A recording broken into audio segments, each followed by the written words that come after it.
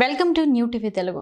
Telangana deputy CM బట్టి విక్రమార్క భార్య Nandini lady అఘోరిని కలిశారు. ఈ సందర్భంగా లేడీ అఘోరి కాళ్లు మొక్కారు.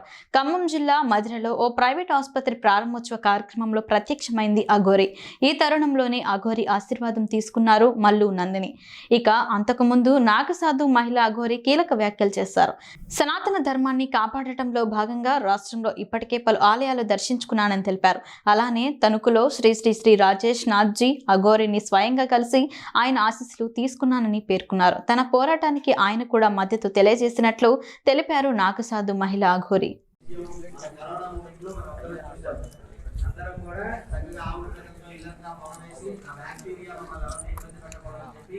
ఓం రాజాదిరాజాయ ప్రసన్నసాహినే నమో వయం వయే శ్రవణాయ కుర్మహే సమేకామాన్ కామకామాయ మోక్షం.